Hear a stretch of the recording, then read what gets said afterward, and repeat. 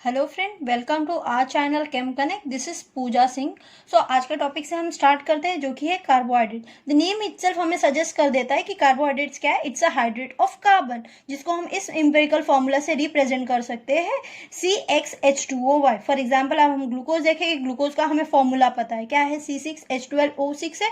इसको मैं इस एम्पिरिकल फॉर्मूला के इस फॉर्म में रिप्रेजेंट कर सकती हूँ, C6H2O6 टाइम्स। ठीक है, वैसे सुक्रोज को जब आप देखोगे तो इसका एम्पिरिकल फॉर्मूला क्या है, C12H22O11। अगेन मैं इसको इस एम्पिरिकल फॉर्मूला से रिप्रेजेंट कर पा रही हूँ, C12H2O11। ठीक है, बट जैसे जैसे कार्बोहाइड्रेट के स्टडीज फर्दर प्रोसीड हुआ तो वैसे वैसे उन्होंने फाइंड आउट किया कि ऐसे भी कार्बोहाइड्रेट्स है जिसको मैं इस एम्पिरिकल फॉर्मूला से रिप्रेजेंट नहीं कर सकती हूँ, स्टिल वो कार्बोहाइड्रेट्स है। जैसे कि आप देख सकते हो डीऑक्सीराइबोज, ये क्या है, एक कार्बोहाइड्रेट है जिसका मॉलिक्यूलर फॉर्मूला क्या है, C5H10O4 है। बट मैं इसको हाइड्रेट के फॉर्म में रिप्रेजेंट कर पा रही हूँ क्या, इस हाइड्रेट के फॉर्म में मैं रिप्रेजेंट कर पा रही हूँ, नहीं, दो हाइड्रोजन रह जा रहा है। ठीक है, इसीलिए क्या किया गया कि इन्होंने इस डेफिनेशन को मॉडिफाई करके मॉडर्न डेफिनेशन जो आया गया वो it was based upon the structure. जैसे कि आप यहाँ स्ट्रक्चर देख सकते हो, क्या है, बहुत सारे हाइड्रोक्सी ग्रुप है, अल्डिहाइड ग्रुप है, कीटोइक ग्रुप है। तो बस इसके बेसिस पे उन्होंने क्लासीफाई किया कि कार्बोहाइड्रेट्स क्या है। The carbohydrates are defined as polyhydroxy aldehyde और पॉलीहाइड्रोक्सी कीटोन,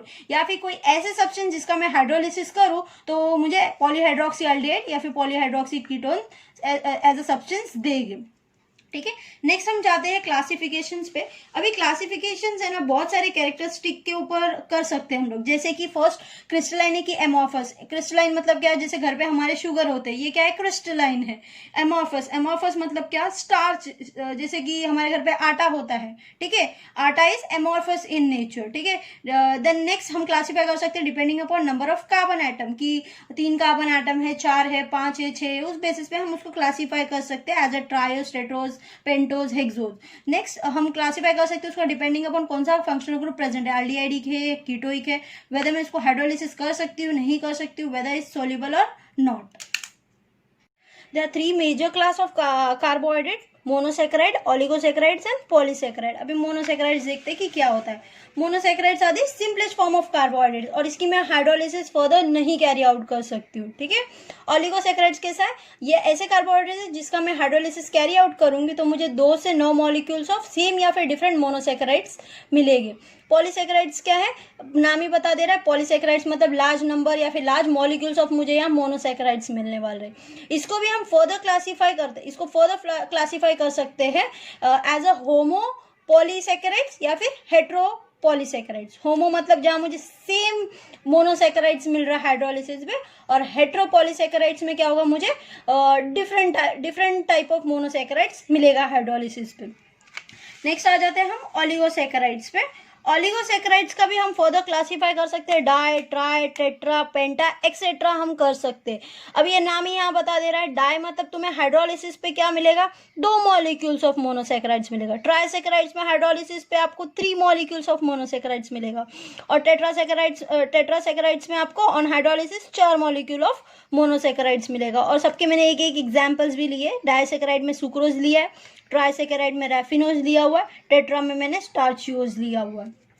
ठीक है, अब आ जाते हैं हम मोनोसेक्राइड्स पे। ठीक है, अब monosaccharides they are further classified as aldoses and ketoses depending upon कि यहाँ क्या है, अल्डिहाइडिक ग्रुप प्रेजेंट है और यहाँ कौन सा ग्रुप प्रेजेंट है, कीटोइक ग्रुप प्रेजेंट है।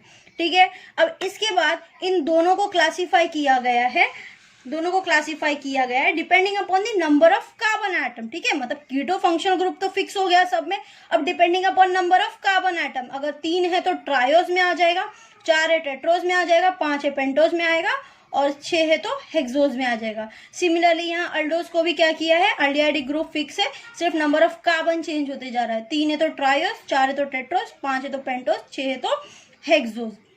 फिर सबके मैंने एक एक एग्जाम्पल्स भी लिखे हुए जो हमें एग्जाम में याद होना चाहिए। ठीक है, डाइहाइड्रोक्सी एसीटोन, इसका इरिथ्रोज, राइबोलोज एंड फ्रुक्टोज। ठीक है, इधर सिमिलरली आप यहाँ भी अल्डोज के मैंने एग्जाम्पल्स दिए जो हमें याद होना चाहिए।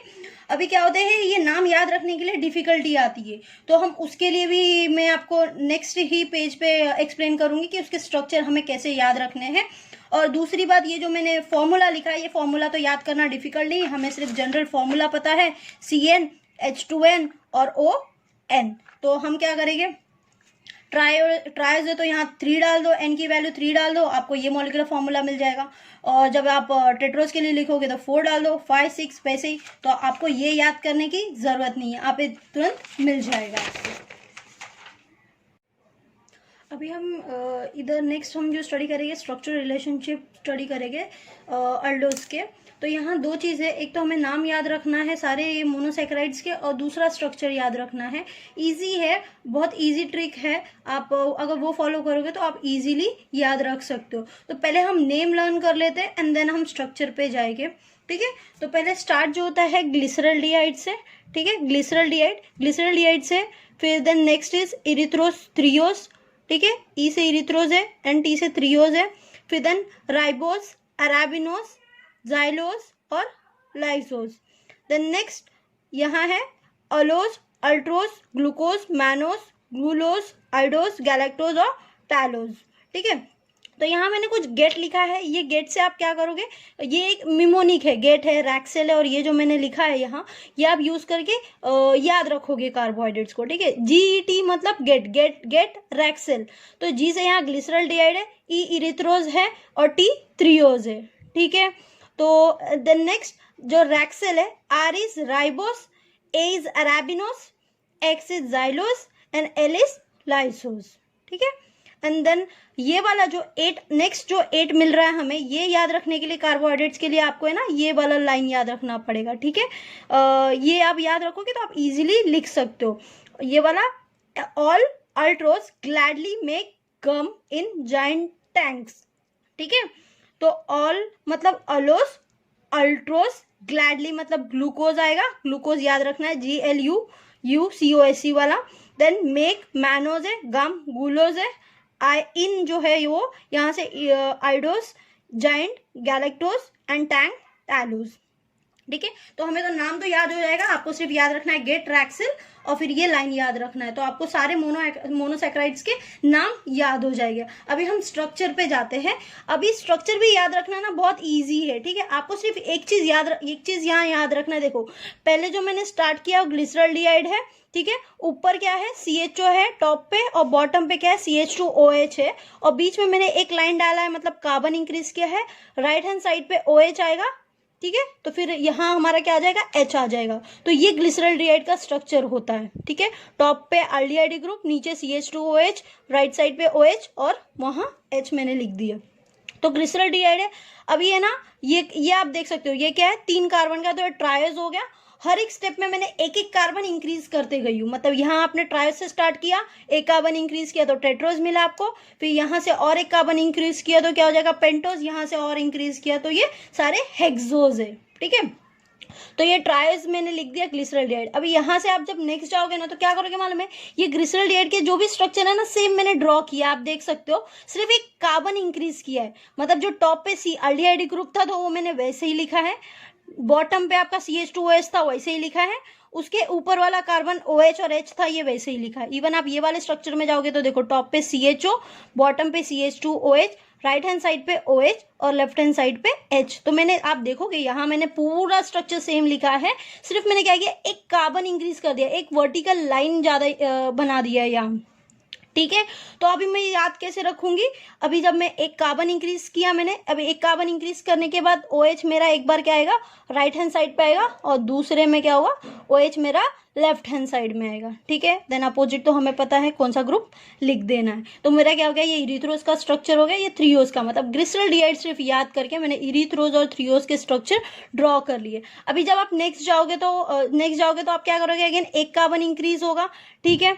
तो वैसे ही मैंने ये सारा स्ट्रक्चर सिमिलरली ड्रॉ कर दिया। आप देखो टॉप पे CHO है, बॉटम पे CH2OH है, फिर वहां से नीचे से देखो OH सेम लिख दिया मैंने, सिर्फ एक कार्बन बढ़ा दिया यहाँ, ठीक है। ये वाले स्ट्रक्चर में भी देखो यहाँ से CHO सेम है, ठीक है, बॉटम पे CH2OH है, देन नेक्स्ट OH है, ये बना लिया मैंने स्ट्रक्चर, सेम का सेम कॉपी कर लिया, सिर्फ एक कार्बन इंक्रीज कर दिया। अगेन मैं यहाँ क्या करूंगी, OH मेरा एक बार राइट हैंड साइड पे और दूसरे में लेफ्ट हैंड साइड पे। तो यहाँ मुझे क्या लिखना है वो पता चल गया। तो यहाँ से मेरा क्या दो मोनोसेक्राइड, एक राइबोज और एक अराबिनोज स्ट्रक्चर जनरेट हो गया। ठीक है, यहाँ जो हमें थ्रियोज मिला था, अगेन मैंने क्या किया, अभी आप यहाँ नीचे देखिए, एक कार्बन इंक्रीज कर दिया। मैंने बोला हर एक स्टेप में जब हम जाएंगे तो एक कार्बन इंक्रीज करेंगे, तो यहाँ से यहाँ जाते वक्त मैंने एक कार्बन इंक्रीज कर दिया। बाकी आप स्ट्रक्चर देखोगे तो सेम है। यहाँ CHO ग्रुप है, नीचे CH2OH है, नीचे CH2OH है, उसके ऊपर OH ग्रुप है, उसके ऊपर H ग्रुप है, और यहाँ मैंने एक लाइन ड्रॉ करके छोड़ दिया। ये वाले स्ट्रक्चर में भी आ जाइए तो सेम मैंने लिखा है CHO, उसके बाद नीचे आप जाओगे तो CH2OH, उसके बाद OH और H, सेम स्ट्रक्चर मैंने ड्रॉ कर लिया। ठीक है, फिर अगेन हमें पता है हम क्या फॉलो कर रहे हो, राइट हैंड साइड पे OH एक बार लिखेंगे। ठीक है, एंड दूसरे वाले स्ट्रक्चर में हम OH लेफ्ट हैंड साइड पे लिखेंगे। तो ये मेरा स्ट्रक्चर जनरेट हो गया। ठीक है, उसके बाद मैं क्या करूंगी, अगेन राइबोस था। ठीक है, अगर मैं ये कार्बन यहाँ, अगर मैंने ये कार्बन आप छोड़ दो, ठीक है, तो उसके बाद आप देखोगे तो वैसे ही मैंने ये पूरे स्ट्रक्चर ड्रॉ किए से अगेन एक नया कार्बन मैंने बनाया, OH राइट हैंड साइड पे, OH मेरा लेफ्ट हैंड साइड पे। तो ऐसे ही मैंने सेम रिपीट करके ये सारे स्ट्रक्चर, मतलब राइबोस से मुझे ये दोनों मिला है, अराबिनोस से ये दोनों स्ट्रक्चर मिला है, जाइलोस से ये मिला है, और यहाँ से ये मिला है। तो ऐसे आप सारे स्ट्रक्चर डिराइव कर सकते हो। आप 2-4 बार प्रैक्टिस करोगे तो आपको इजीली आ जाएगा। अगर मैं आपको अराबिनोस का स्ट्रक्चर पूछूंगी तो भी आप ड्रॉ कर सकते हो। सिर्फ आपको क्या याद रखना है, एक तो मिमोनिक याद रखना है, और दूसरा आपको ग्लिसरॉल्डिहाइड से आप जब स्टेप, जहां से आप स्टेप स्टार्ट कर रहे हो, ठीक है, उसका स्ट्रक्चर आपको याद रहेगा। तो सक्सेसिवली आपको क्या करना है, एक कार्बन इंक्रीज करना है। फर्स्ट वाले में OH आपको राइट हैंड साइड पे लिखना है, दूसरे वाले में आपको OH लेफ्ट हैंड साइड में लिखना है। ठीक है।